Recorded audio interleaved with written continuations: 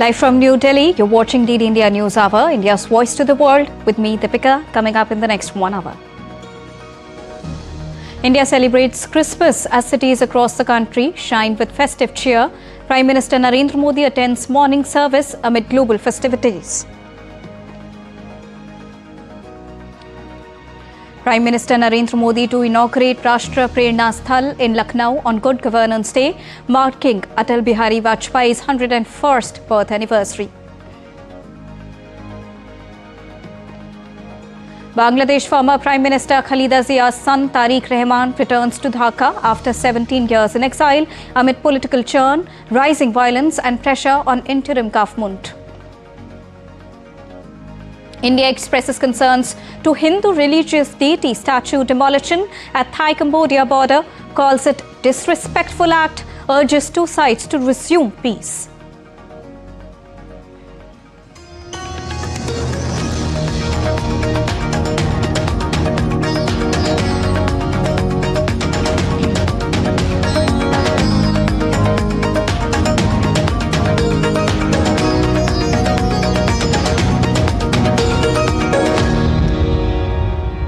Good afternoon to all the viewers joining us at this hour. Let's begin with the latest.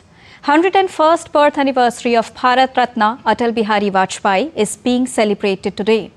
President Draupadi Murmu, Vice President C.P. Radhakrishnan and Prime Minister Narendra Modi paid tributes to the former Prime Minister Atal Bihari Vajpayee at his memorial Sadaiv Atal in New Delhi on Thursday. Prominent people of all walks of life also paid tribute to the former Prime Minister on his birth anniversary.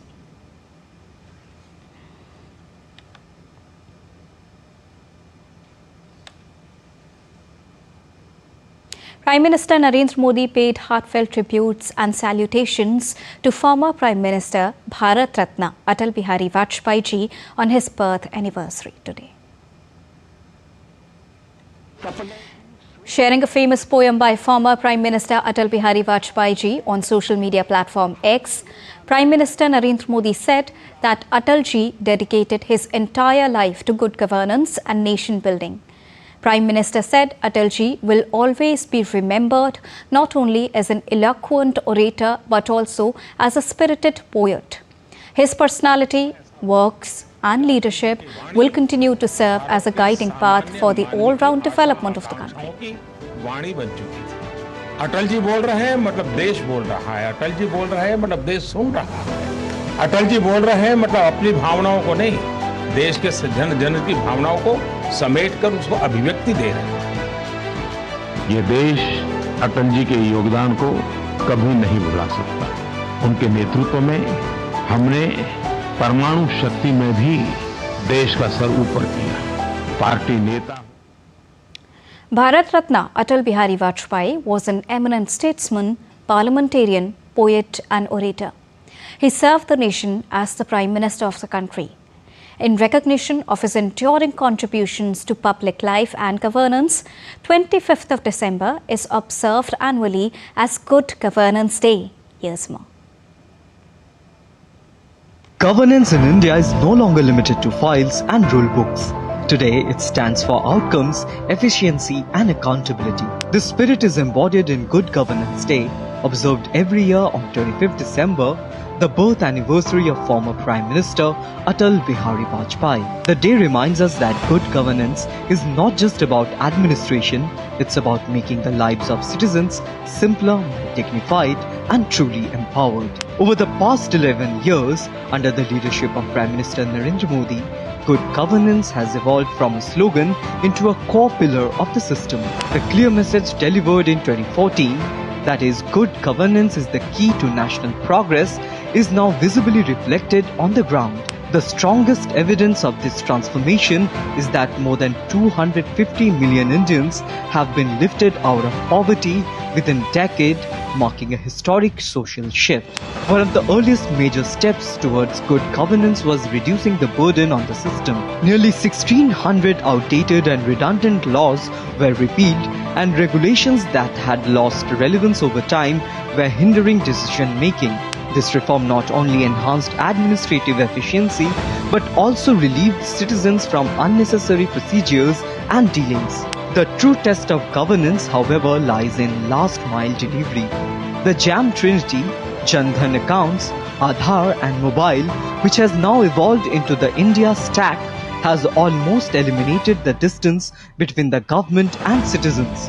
Welfare schemes are no longer limited to paperwork.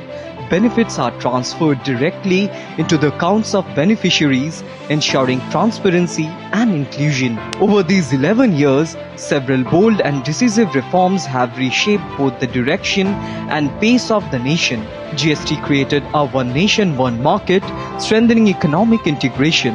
The Insolvency and Bankruptcy Code addressed the long-standing NPA crisis in the banking sector. The abrogation of Article 370 ensured the complete integration of Jammu and Kashmir, while the Citizenship Amendment Act provided citizenship rights to persecuted refugees. India has also moved beyond being a merely nation of consumption. Through Make in India and Startup India, the country has emerged as a global hub for manufacturing and innovation. From a handful of startups in 2014, India today boasts over 1.6 lakh startups and more than 110 unicorns, generating employment and attracting global investment. The rise of digital governance is best exemplified by UPI. This real-time digital payment system has made transactions faster, simpler, and more transparent. India's digital payments ecosystem is now seen as a global model, positioning the country as a leader in fintech innovation. Governance is strengthened not only through schemes but also through direct communication. Through Mann Ki Baat, the Prime Minister established a direct dialogue with citizens, deepening trust and public participation. It stands as a unique example of participatory governance on a global scale. Whether it's Swachh Bharat, PM Awas Yojana, Jal Jeevan Mission, Ujjwala, Ayush, the AI mission, or the semiconductor mission, all these initiatives share a single objective: to empower citizens and steadily guide India towards becoming a developed nation.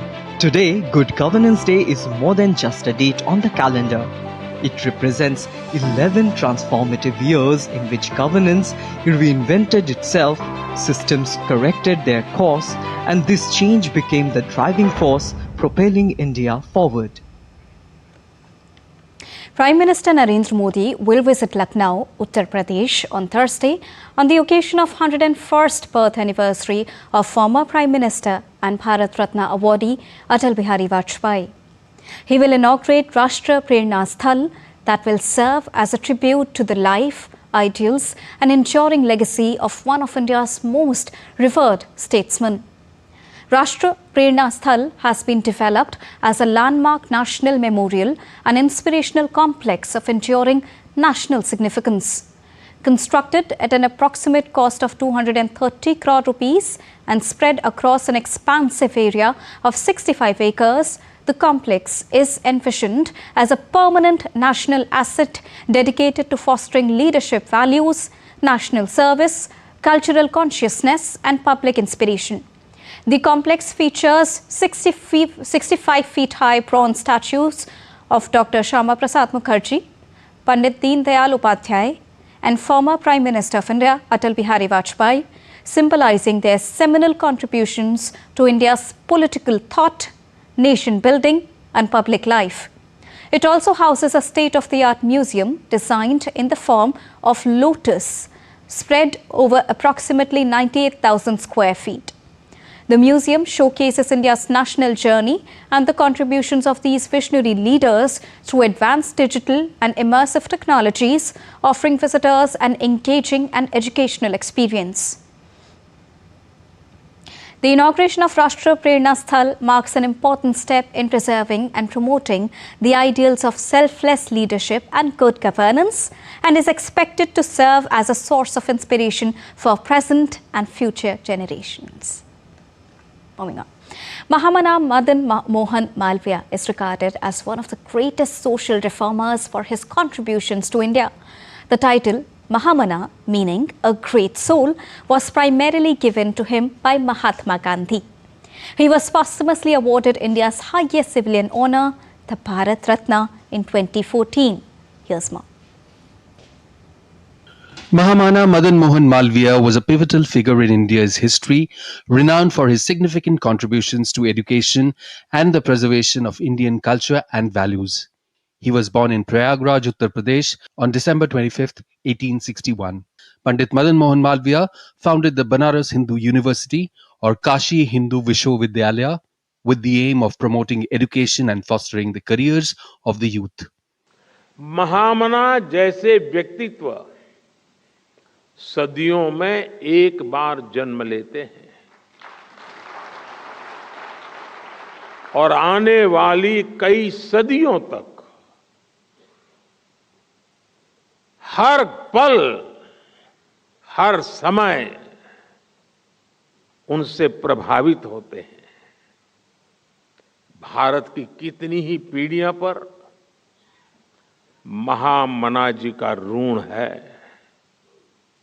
वो शिक्षा और योग्यता में उस समय के बड़े से बड़े विद्वानों की बराबरी करते थे। वो आधुनिक सोच और सनातन संस्कारों के संगम थे।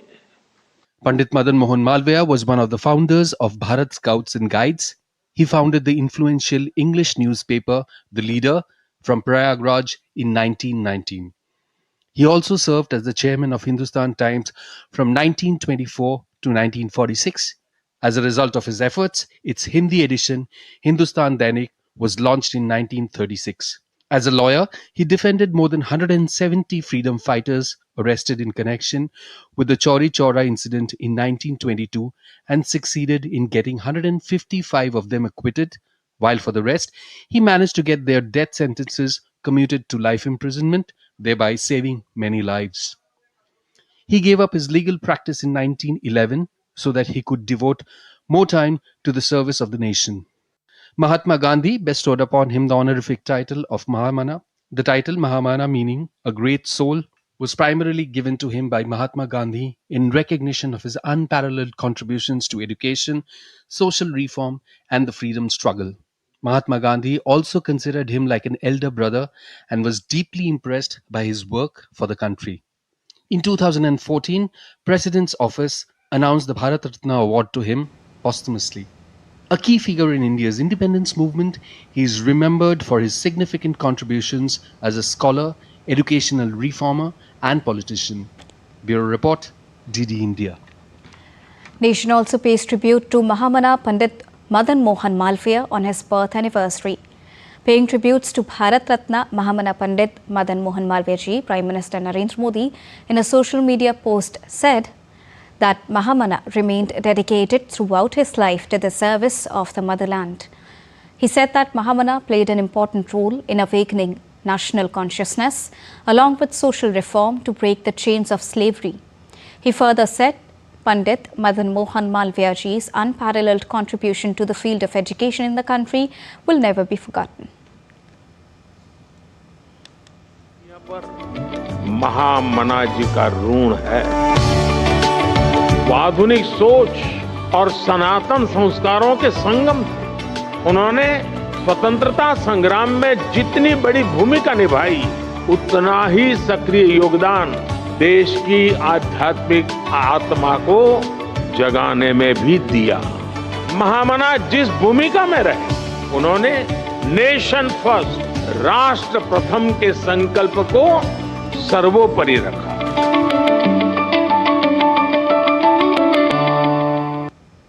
Time to take a quick and short break, but still to come on the other side.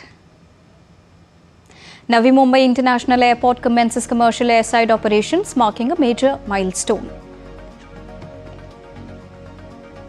India selected to chair the UN-backed Kimberley process from January the 1st, 2026.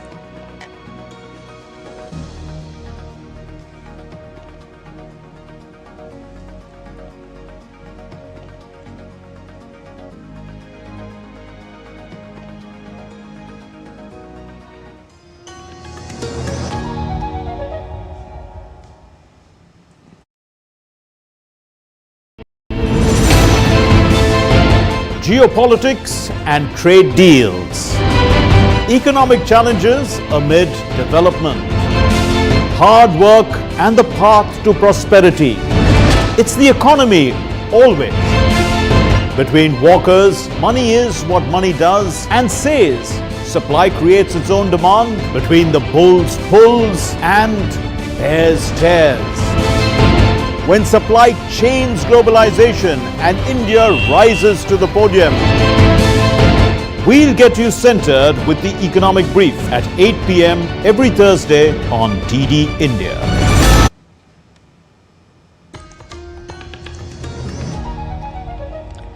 Welcome back after that short break. You're watching the India Newshour. Prime Minister Narendra Modi attended the Christmas morning service at Cathedral Church of the Redemption in New Delhi, along with a large congregation of Christians of Delhi and Northern India.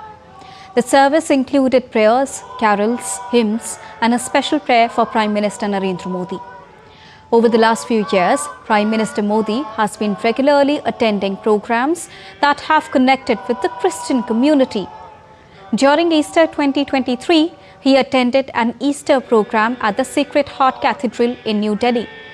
During Christmas 2023, he also hosted a program at his residence 7 Lok Kalyan Marg in Delhi. In 2024, Prime Minister Modi attended a dinner at the residence of the Minister George Kurian and also a program hosted by the CPCI. This consistently shows Prime Minister Modi's regular engagement with the community. Thank God for bringing us together in fellowship, hope, and thanksgiving. May the light of Christ, who came into the world to dispel darkness, guide our leaders, bless our church, and bring peace, justice, and goodwill to our nation and the world. Once again, on the occasion, Prime Minister Narendra Modi and President Draupadi Murmu extended warm wishes to the nation on Christmas. President and Prime Minister called on the people to embrace the teachings of Lord Jesus and work towards building a society rooted in kindness, compassion and harmony. And at a time when the world is celebrating Christmas, DD India's Siddharth Bharadwaj interacted with Bishop of Church of North India, Delhi Diocese, Right Reverend Dr. Paul Swaroop. During the interaction, the Bishop talked about the message of peace and love that Christmas conveys and their importance given the present global scenario. Sir, Merry Christmas to you first of all. Christmas to you as well. Thank you so much. Thank you so much. And Prime Minister Narendra Modi coming, and participating and attending the morning services. What message goes out and what do you personally feel about it? I think it is a message of peace more than anything else. I think he came really to pray, and that was what was communicated to us. There was no unnecessary, arrangements that were made. He quietly came, sat in the first pew, participated in the regular proceedings of the church. The normal prayer which we do on Christmas Day, that is exactly what we followed. And we had 2 carols in Hindi, and then he prayed on his own. Then I prayed for him, blessed him, and then he left. That was... What other message this festival gives? See, 2 key messages I think that are very, very important for our world today. The first is of peace. And peace in our world in terms, if you look at the number of wars that are going on internationally. And so Christ came to bring reconciliation, to bring peace. And not only peace in the world, but peace within ourselves. The second message, I would say, is love. The word says, God so loved the world that he gave his only son, Jesus, that whoever believes in him will not perish but have eternal life. Thank you so much for talking to DD India. That was Bishop Paul Swaroop who said that this festival gives a message of peace, and not just peace in the world, but peace within ourselves as well. And the second message which goes out through this festival is of love. With camera person Sunil Kumar, this is Siddharth Bharadwaj reporting for DD India in New Delhi. And as Delhi celebrates Christmas, DD India's Akshay Dongre spoke with several visitors at the Sacred Heart Cathedral Church in New Delhi. People gathered at the historic cathedral to mark the festive occasion, sharing their joy and reflections on the spirit of Christmas. Take a listen. As the world marks the holy celebrations of Christmas on 25th December today, we are here in the national capital of India in New Delhi, and the place where we are right now is at the Sacred Hearts Cathedral, a very old church, and hundreds of people have gathered here since morning. In fact, even last night, hundreds of people had gathered for midnight mass. People are celebrating. People are celebrating here with their families, with their friends. Not only people coming in from New Delhi, but from all across the country, and many are coming from different parts of the world as well, who have found their homes in Delhi. People are going from one church to another. There is church hopping going on. People are celebrating, and they have all come here with their families and friends as far as marking of the festivities are concerned. We'll go and speak to some of the people who have come here and try to understand what Christmas means to them and how are they marking the celebration. Ma'am, how is Christmas festivities like back home in Tripura, and how are they different here in Delhi? We are just coming in the morning to church. Actually, we just go to the church, and afterwards we'll go back to our this on home. But, and all. I'm sure you would be feeling home here at the Sacred Hearts Cathedral. It's a very beautiful church. A lot of people have come here. What's your name, ma'am? My name is Polungi Lapame, and I'm from Manipur. Right. And I wish you a very happy Merry Christmas. So there are people from different states, as you saw the last group I spoke with, people from Tripura, Meghalaya, Manipur, different states, and all of them coming here in celebration to mark the holy day and the festivities of this day, to celebrate the principles of Christianity, the sort of values that it teaches, and the coming together of an entire country to celebrate this holy day. With camera person Piyush Vardhan, Amakshi Dongre, DD India. And now let's go across to Tripura. From Tripura, we have with us Kunal Shinde, who's joining us. Good afternoon and Merry Christmas, Kunal. How is Tripura celebrating Christmas today? Merry Christmas to you as well, and to all our viewers across the world. Tripura, in Agartala, this festival, the festival of Christmas, has been celebrated with pomp, gaiety, and much of fanfare, because since morning we have been witnessing a huge crowd in various churches, like basically the Christian faithfuls. They congregated at various churches to attend the morning service. Last night also we saw many people from various communities. They're coming at various churches over here in Agartala and across Tripura to celebrate the festivities. It is kind of cool and calm over here. It is breezy, but still the festive spirit has been picking up as the day is passing by, and it is basically the as we all know, the message which the Lord Jesus Christ gave, the message of peace, harmony, brotherhood, compassion and kindness. So this is very much visible today, because in the early mornings we saw like some at one of the churches in Agartala, people from the Christian community, they came out and they donated some items, clothing items and blankets to the needy people. And also here we are at the Mariam Nagar church. This particular church was built in the year 1954 by the Portuguese settlers who came in 1937 over here. The then king, the royal dynasty, Maharaja Bir Bikram Manikya, he was the one who brought 16 soldiers all the way from Goa. That time the Goa was the Portuguese colony. So they were brought from there, and those 16 soldiers, they settled over here. They then carried forward the generation. And there are around 62 Portuguese descendants who are residing in this particular locality of Mariam Nagar. And this particular church, as you can see behind me, it was built in the year 1954. It's a historic church.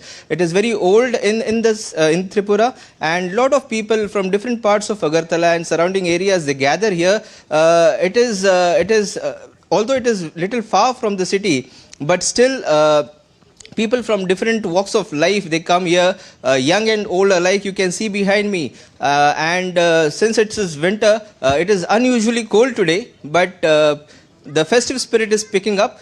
People are enjoying. They're coming with their loved ones. Also, I want to say that it is time to regale, because Christmas is something like where people come together. They sit together. It's a time to regale the moment. The old stories are being cherished. They have been narrated to the younger generation. The elderly, they narrate to the younger generation, and that's why this particular festivity has its very important role in the Indian culture and across the globe. That's true. Thank you so much, Kunal, for joining us. Wishing you a good day and Merry Christmas again. And now let's take a look at the Christmas celebrations from across the world. Pope Leo XIV celebrated his first Christmas Mass, greeting thousands of faithful in St. Peter's Square. The new pontiff conducted the service in an unusually informal style, marking the start of his festive celebrations. He also emphasized messages of peace and unity in his Christmas address to the congregation.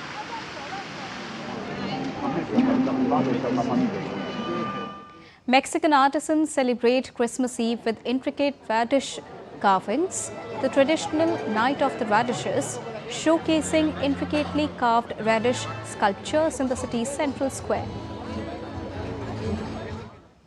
Displaced families across Ukraine marked Christmas away from home, holding on to cherished traditions. In Zaporizhia, World Central Kitchen volunteers served, bringing warmth, hope and togetherness.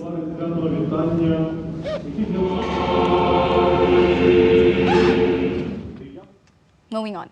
President Draupadi Murmu on Thursday released the book of the Indian Constitution translated into the Santhali language at Rashtrapati Bhavan in New Delhi. President Murmu said that Santhal community has a population of about 15 million across the country, and this Santhali translation of the Constitution will benefit a large section of the population. She also added that Santhali language is not merely a medium of communication, but a living expression of our rich tribal culture, traditions, history and identity. The respect and structure given to the Santhali language by Pandit Raghunath Murmu is an invaluable heritage for future generations. Abhyuday Madhya Pradesh Growth Summit was inaugurated by Home Minister Amit Shah and Member of the Parliament and the Chief Minister Dr. Mohan in Gwalior today. Home Minister launched projects worth 2 lakh crore rupees and announced key industrial incentives. The summit focused on investment to employment, Atal Sankalp, Bright Madhya Pradesh, aiming to boost industrial growth and create jobs. Ministers also inaugurated infrastructure projects worth 5,019 crore rupees and launched the E0 FIR system for cyber financial crimes. Additionally, 725 crore rupees in industrial incentive support was distributed directly to units via direct benefit transfer, marking a major step in strengthening Madhya Pradesh's economy. India has been selected to chair the UN-backed Kimberley process from January the 1st, 2026, marking the third time it will lead the global diamond certification body. India's selection as the chair of Kimberley process reinforces its standing among diamond-producing nations, trading centers, industry bodies and civil society, and reflects its growing role in international trade governance. Announcing the development on X, Union Commerce Minister Piyush Goyal said India's leadership will focus on building consumer confidence in conflict-free diamonds and strengthening transparency and accountability across the diamond supply chain. External Affairs Minister Dr. S. Jaishankar also welcomed India's selection as UN chair of the UN-backed Kimberley process chair from 2026, calling it a reaffirmation of India's role in shaping global governance of the diamond trade.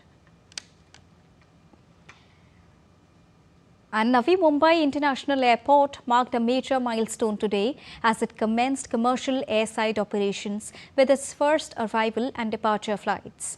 The inaugural arrival at NMIA was marked by Indigo Flight 6E460 from Bengaluru, which touched down at 8 a.m. local time and was welcomed with a ceremonial water cannon salute. Shortly thereafter, Indigo departed for Hyderabad at 8:40, completing NMIA's first ever commercial arrival and departure. The launch of scheduled passenger operations is set to significantly boost air travel capacity across Mumbai metropolitan region and represents a major milestone for India's civil aviation sector. Time for a short break, but still to come on the other side. US Justice Department finds more than 1 million more documents potentially tied to convicted Jeffrey Epstein. North Korea leader oversees missile test firing as Pyongyang advances air defense capabilities.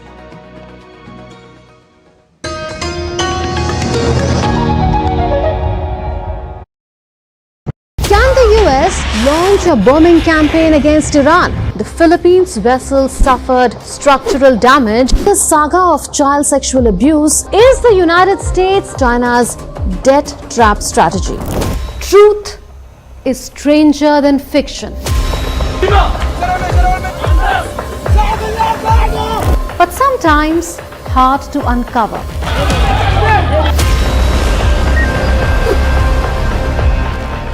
Trust us to tell the truth, unadulterated and pure, of every story that matters to you.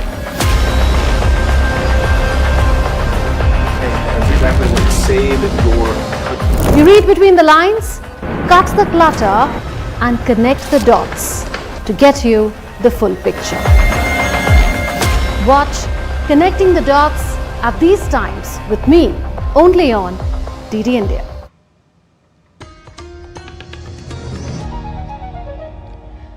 Bangladesh remains on edge following a spate of violent incidents and amid the turmoil. Bangladesh Nationalist Party's acting leader Tariq Rahman, son of former Prime Minister Khalida Zia, has returned to Dhaka after 17 years in self-imposed exile. Tariq Rahman was accompanied by his wife Dr. Zubeda Rahman and daughter Zaima Rahman. Senior BNP leaders, led by Secretary General Mirza Fakhrul Islam Alamgir, received him at the airport's VVIP lounge, where he was accorded a warm and emotional welcome. Following his arrival, extensive security measures were put in place, with thousands of police and law enforcement personnel deployed across the airport, key routes and surrounding areas, with Sheikh Hasina's Awami League barred from contesting. The BNP has emerged as the frontrunner, and Rahman is widely seen as a potential future leader. The Mohammad Yunus-led interim government is facing mounting pressure currently, and some US lawmakers have also urged Dhaka to reconsider the suspension of Awami League.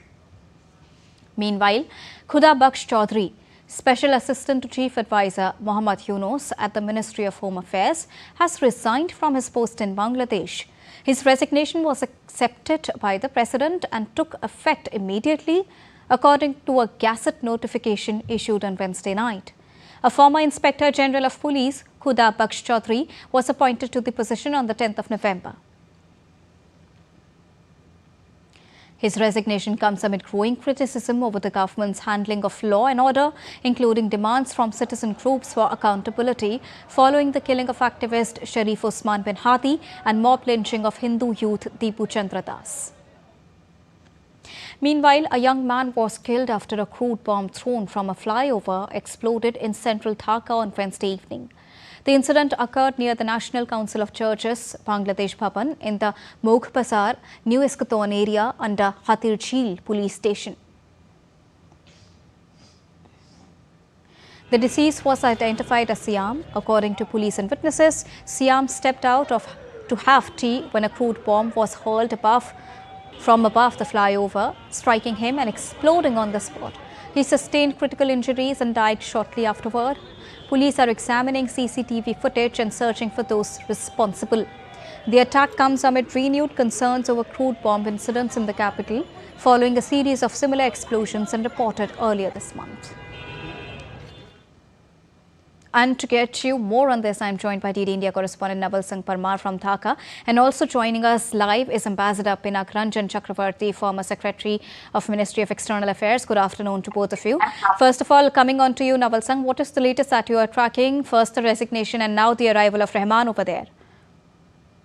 Well, Tariq Rahman today reached the Dhaka after a very long period, almost 17 years of self-exile. And BNP arranged a grand reception in the welcome of Tariq Rahman. It will give a new vigor to BNP activists and leaders to fight the upcoming national election, which is due in February 2026. At the same time, political atmosphere in Dhaka and Bangladesh charged up with the returning of the Tariq Zia, and the previous weeks, the happening in the Dhaka also created a much hit in the South Asian nation. All right. And what more can you tell us about the future proceedings, considering that Rahman is now already there in Bangladesh? Yeah, he will contest the next parliamentary election, and he will be a prime ministerial candidate from the BNP side. That is for sure. All right. Thank you so much, Naval Singh, for joining us and getting us the latest straight from Bangladesh. And now let's decode this new development. Ambassador, coming on to you. At the age of 60, Rahman has decided to return to Bangladesh, probably with an aim to make the most of the current destabilized conditions in Bangladesh. Tell us why is his homecoming can be a game changer for Bangladesh's politics? Given the current political situation where the Awami League, the largest party in Bangladesh, has been banned, so the political space has been created for the BNP, which is the second largest party in terms of the mainstream parties. And the other major contender would be the Jamaat-e-Islami, plus its allied Islamic kind of organizations.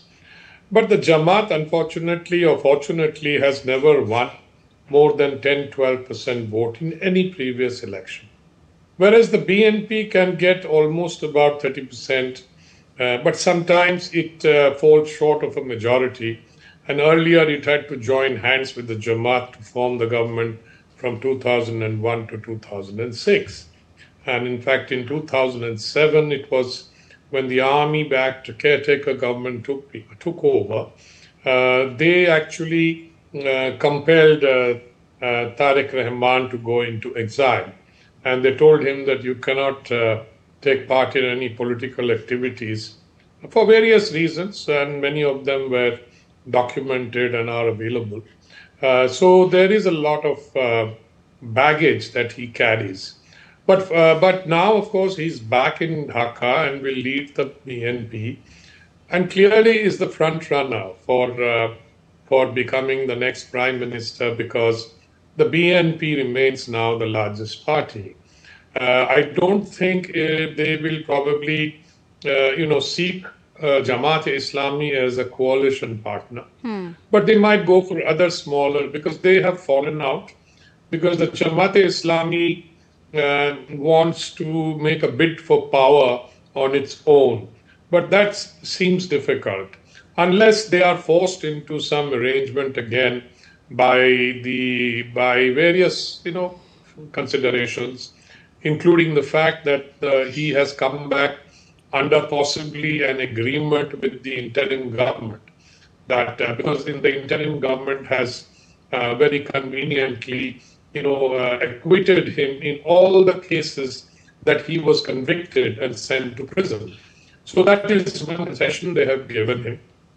In return, they would certainly demand some quid pro quo, and I don't know what that is, but it could be that Professor Muhammad Yunus will sort of be made the president after the election. And there are speculation that after Tariq becomes prime minister, he may accommodate the Jamaat leader as deputy prime minister. These are all the very speculative, kind of projections being made.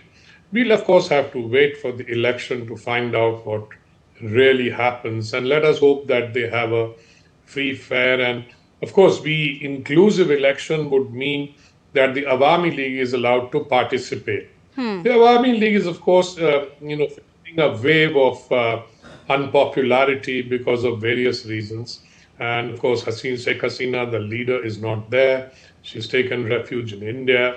So there are anti-Awami League and anti-India feelings that have been deliberately fanned.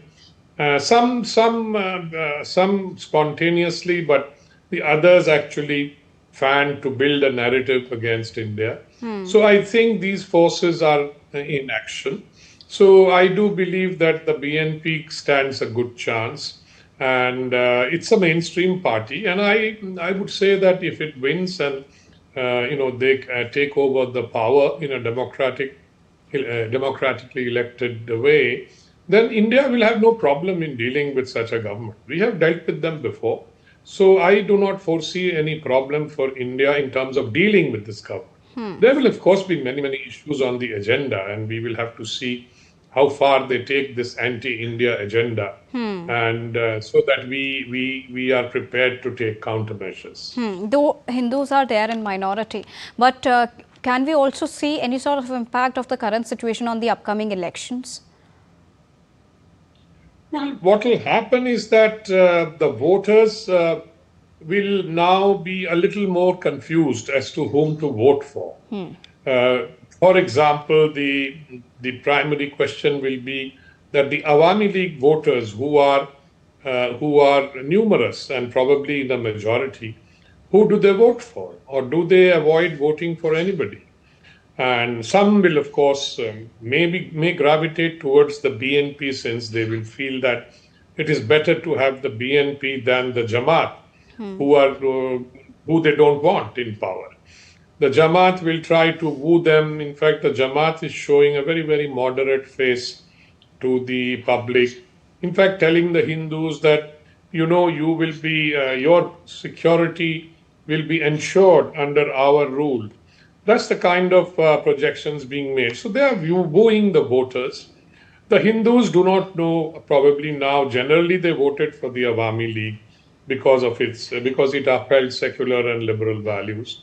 But they might vote for the BNP because they might also feel that the BNP might be a better choice than the Jamaat-e-Islami. Because Jamaat-e-Islami wants to impose, Sharia rule, make Bangladesh, a kind of a radical Islamic nation, along with the other Islamists who are allied to them.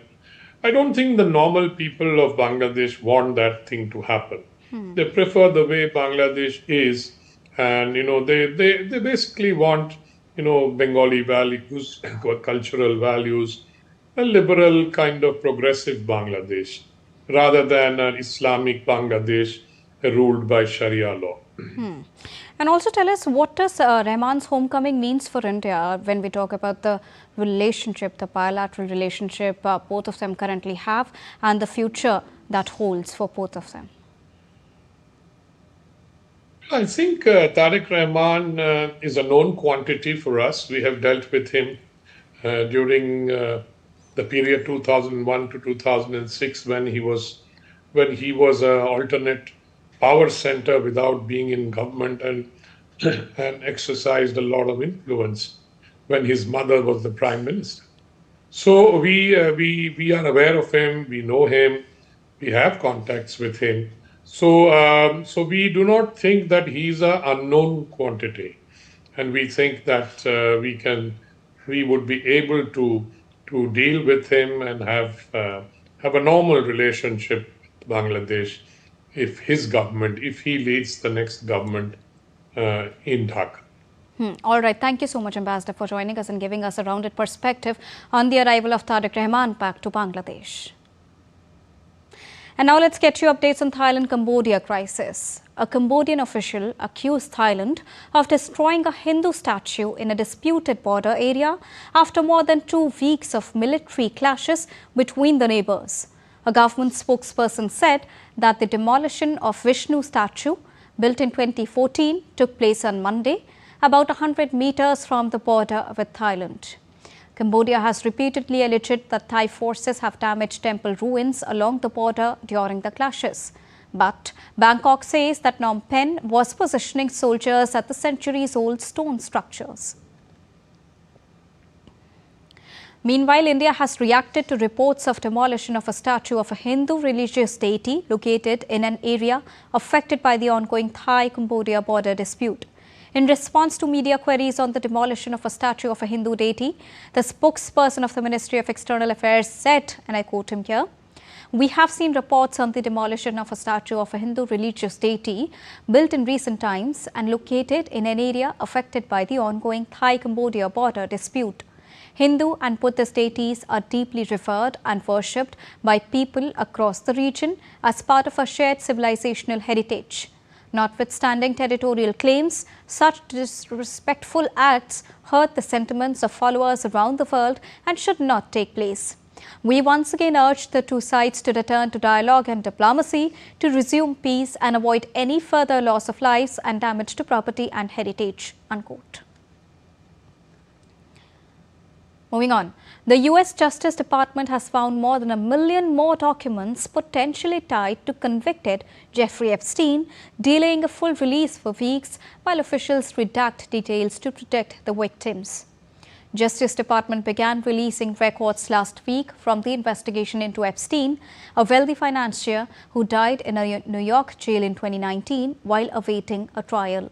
And now, more than 1 million more documents potentially related to convicted Jeffrey Epstein have been discovered and are being reviewed for release. The Epstein Files Transparency Act, passed nearly unanimously by Congress last month and signed into a law by President Donald Trump, mandated the release of all Epstein files by December the 19th. The Justice Department failed to meet that deadline, however, with Deputy Attorney General Todd Blanche blaming the delay on the need to painstakingly redact the identities of Epstein's victims from the files. Now, the Justice Department would need a few more weeks to sort and redact the new material. North Korean leader Kim Jong-un oversaw the test firing of long-range surface-to-air missiles near the country's east coast on Wednesday.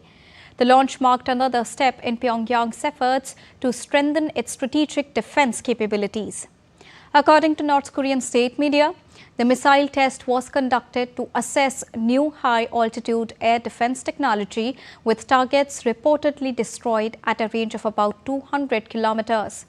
Leader Kim Jong-un also inspected construction work at a separate site on an 8,700-ton nuclear-powered submarine designed to carry surface-to-air missiles.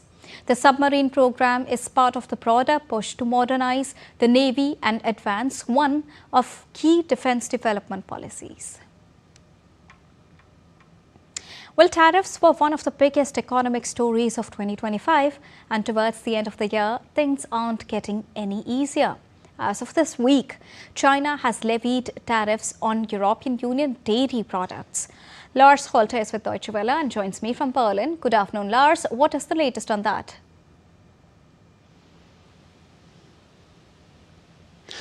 Thanks for having me. Indeed, China has put tariffs of between 21.9% and as high as 42.7% on EU dairy products. That is quite a range, and it's at least partially tied to whether or not certain EU member countries and even the dairy farmers there have been cooperating in an investigation that China has conducted over the course of the last year.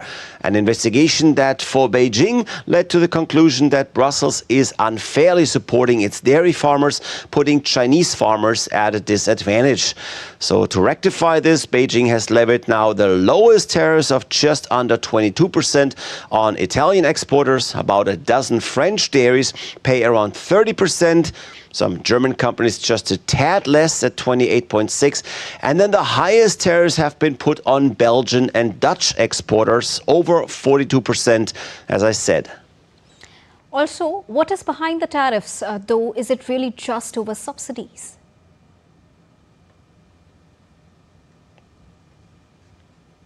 No, it is most certainly not. In fact, trade relations between the EU and China have worsened, as have trade relations around the world. And much of that, of course, has to do with the erratic trade policy we've seen coming out of the White House, where US President Trump has basically uprooted decades worth of trade deals and agreements, levied rather random tariffs on other countries, and played competing nations against each other in a way that has led to a trade escalation worldwide. So now looking at China and the EU, Brussels has started an investigation into Chinese subsidies for electric cars back in 2023 already, actually.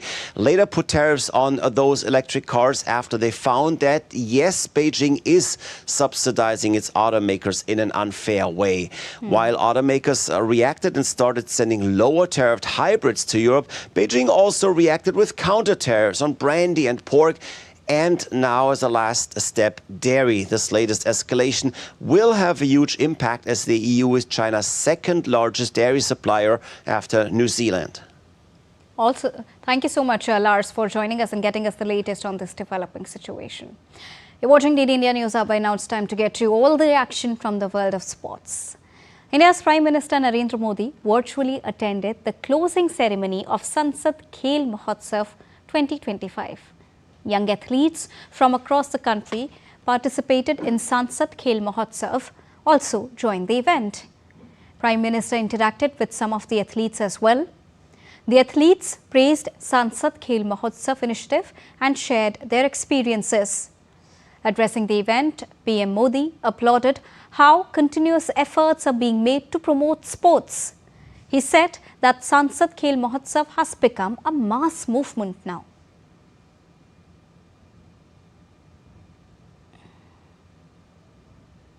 देश भर में 290 से अधिक सांसदों की इस कार्यक्रम का योजना करना, लाखों नौजवानों को जोड़ना और 1 करोड़ से ज्यादा युवा खिलाड़ियों द्वारा इसमें रजिस्ट्री करवाना देश के हर कोने की हिस्सेदारी है और शहरों से लेकर गांव तक हर पृष्ठभूमि के युवाओं की सहभागिता ये दिखाता है कि इसका स्केल कितना बड़ा है.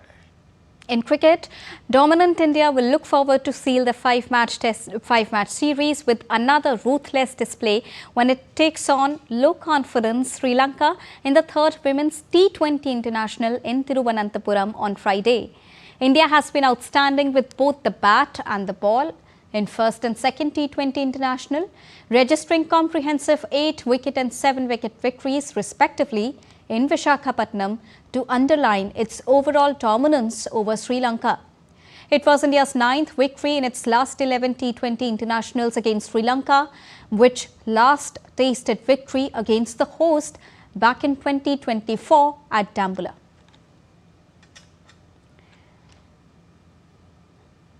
And in Test series, Australia named its possible playing 11 for 4th Ashes Test against England on Friday.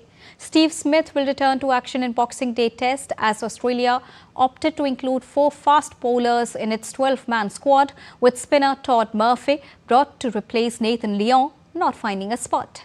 Fast bowler Jay Richardson, who's not played in the longest format since 2021, has been brought back after a fine domestic form on his return from shoulder surgery. Veteran Usman Khwaja, who scored 82 and 40 in the previous test after coming in as last-minute replacement for Smith, has been included at the expense of Josh English.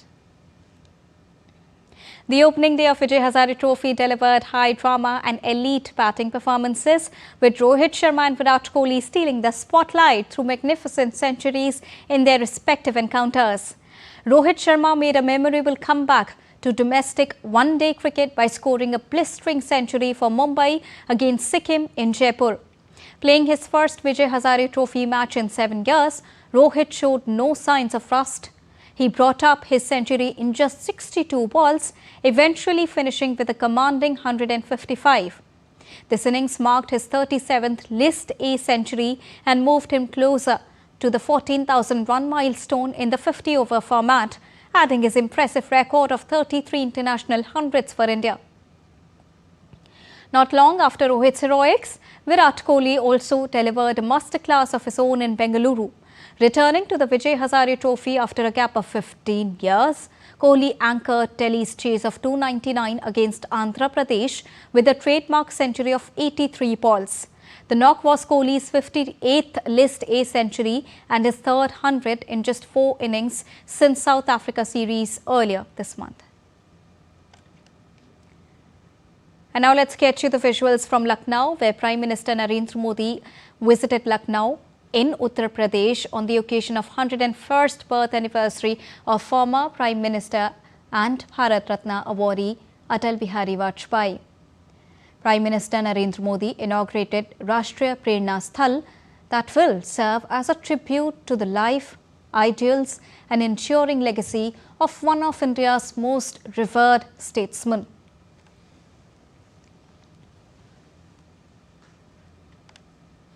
These are the visuals that you are seeing straight from Lucknow, where Prime Minister Narendra Modi inaugurated the Prerna Sthal on the occasion of 101st birth anniversary of Atal Bihari Vajpayee.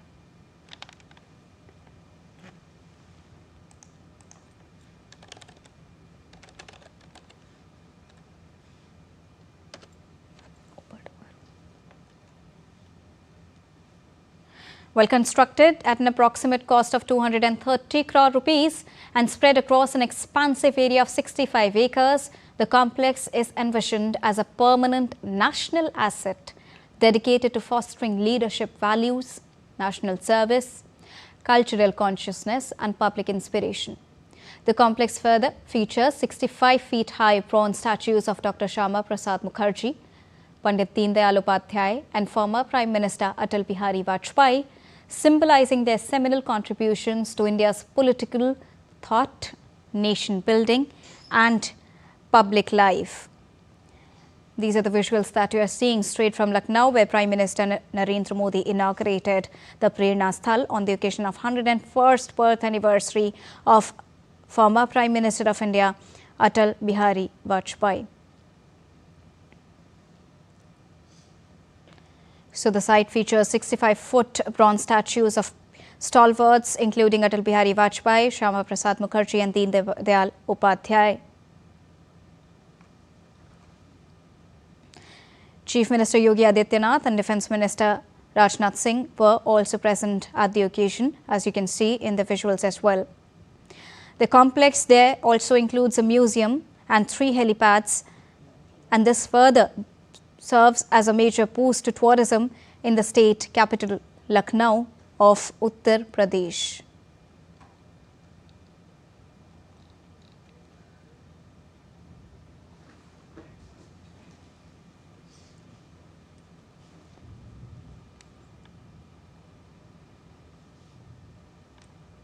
And with this, it's a wrap here on DD India News Hour. But do let us know your thoughts on the news of the day. For those on the go, you can get all the latest news and updates from the country and the world on the DD India mobile app.